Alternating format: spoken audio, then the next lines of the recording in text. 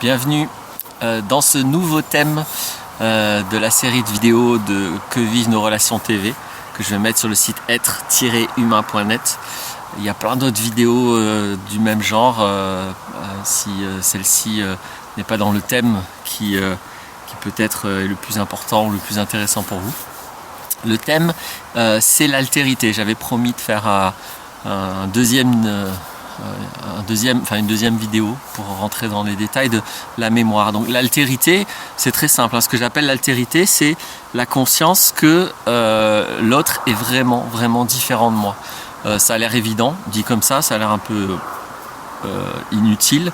Et pour autant, j'observe que cette évidence n'est pas vraiment intégrée la plupart du temps.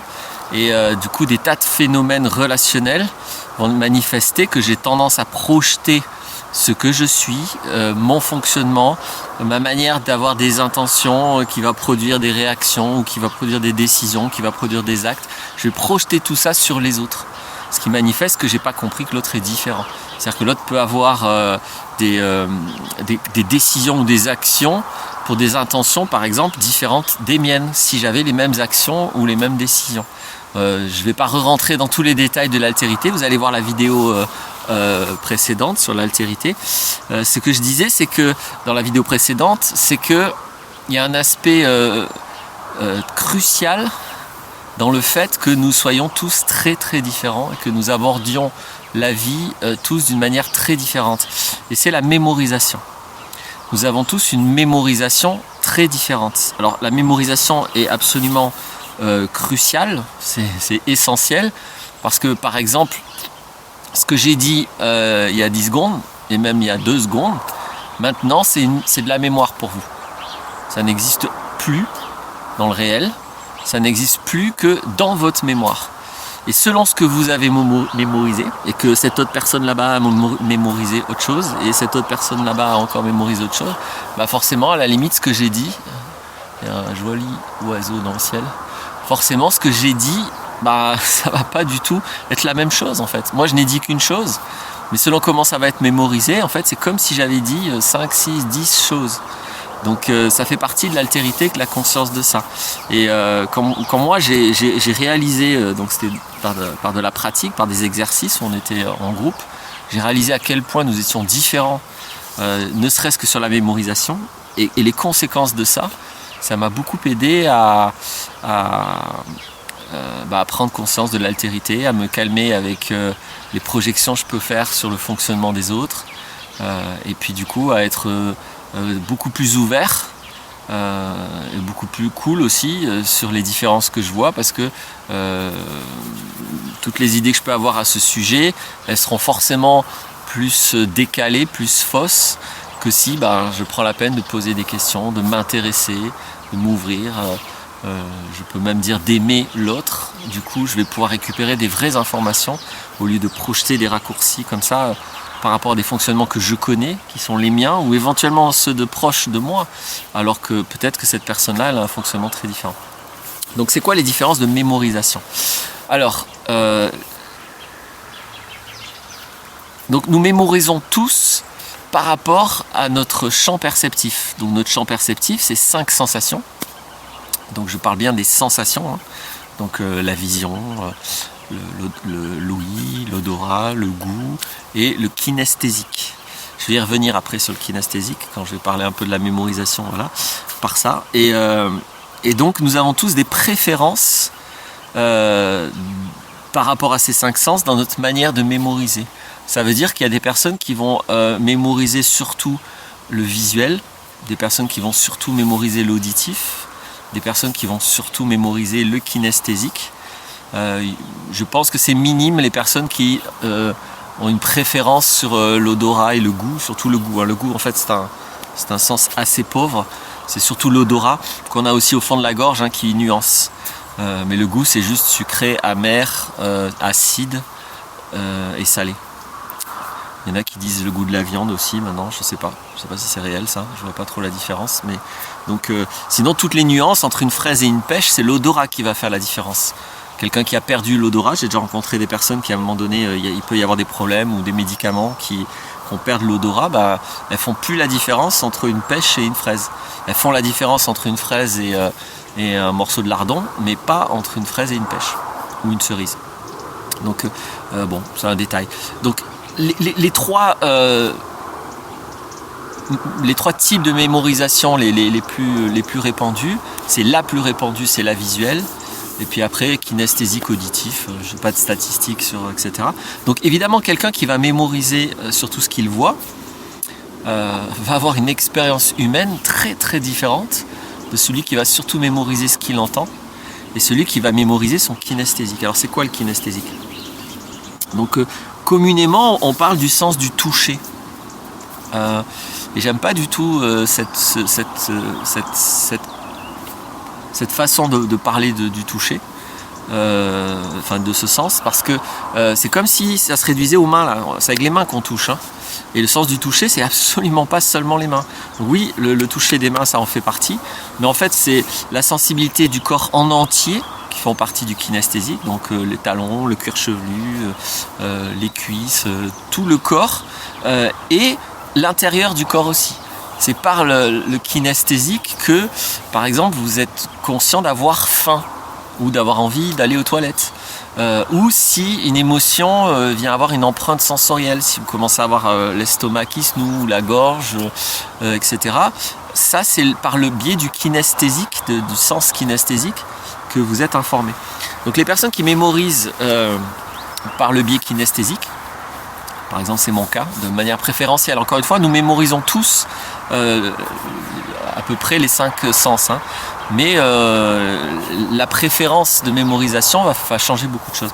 Donc la personne qui est mémorisée, je disais, plutôt par le sens kinesthésique, c'est la personne qui va mémoriser avant tout son expérience, ce qu'elle vit dans le corps.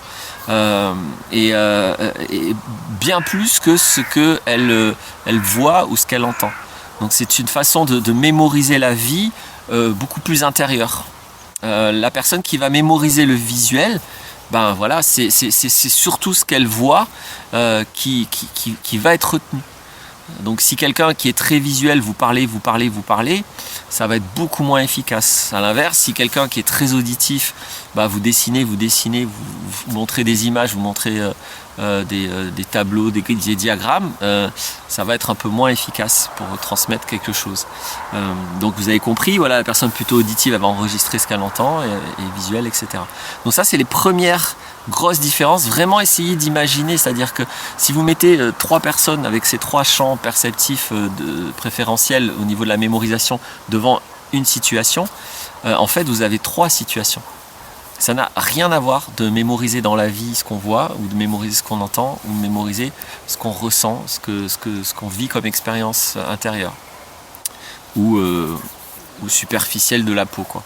Donc les différences sont énormes, du coup la façon de fonctionner est énorme, les intérêts pour les choses sont très très très différentes, les motivations sont très différentes, les intentions sont très différentes, et surtout ce qu'on capte et ce qu'on enregistre de la vie, c'est très différent.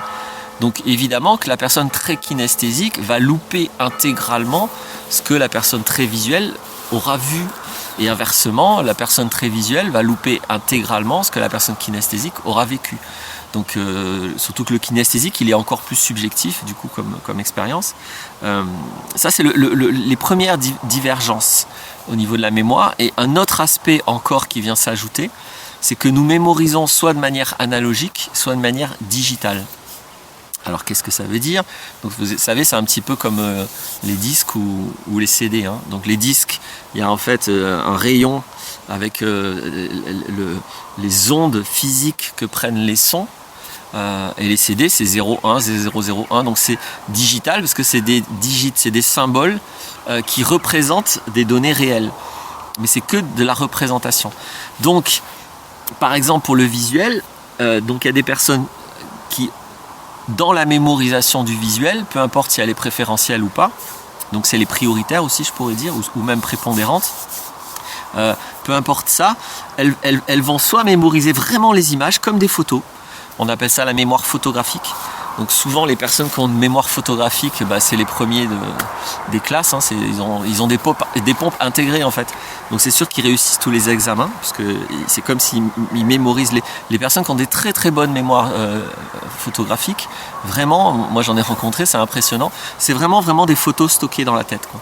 Et donc la personne peut ramener la photo et regarder après ce qu'elle a stocké quelques heures avant ou quelques jours avant.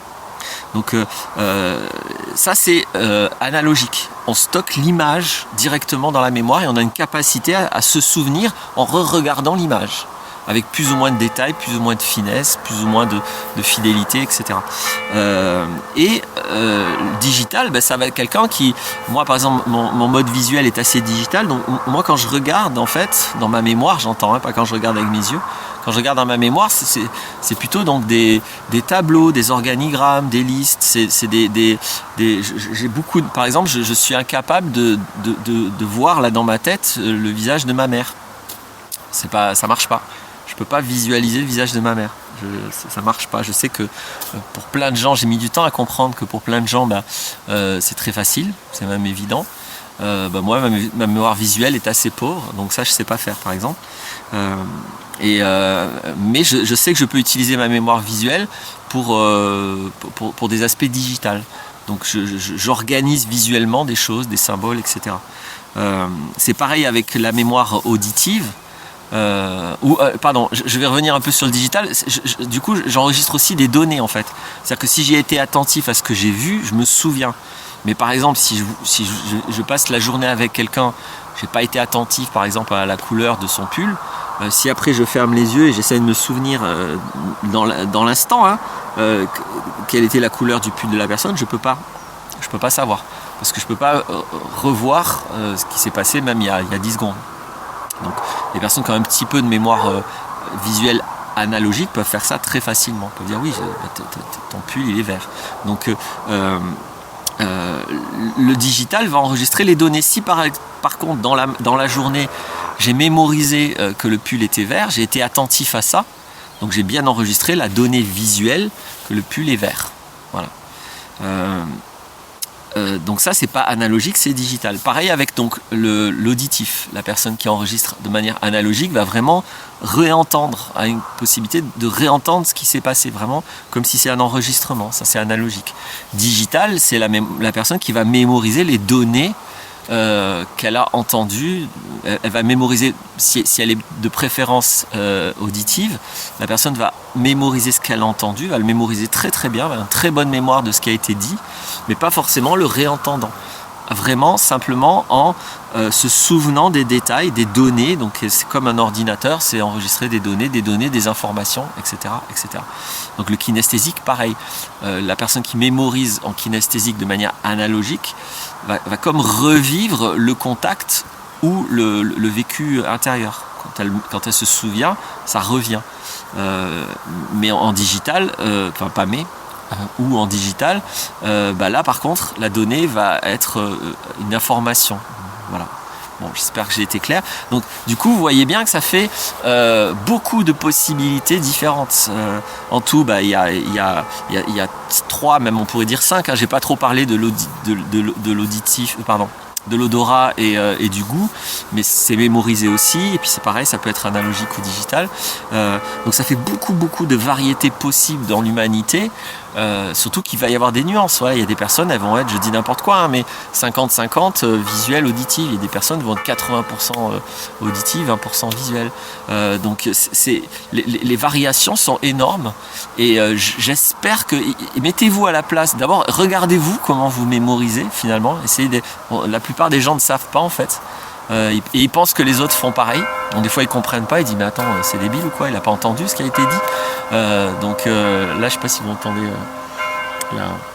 la cloche par exemple. Donc vraiment nos expériences sont avant tout radicalement différentes parce que nous mémorisons de façon différente. Et je sais, du coup il me vient un troisième... je vais le dire vite, je vais pas faire une vidéo là-dessus. Si ça vous intéresse, vous chercherez vous-même ou éventuellement vous me demanderez une vidéo si vraiment le sujet vous intéresse. Mais donc, en plus de tout ça, ensuite, l'humain il va sélectionner. Donc le mental c'est un outil qui sélectionne, qui généralise et qui déforme.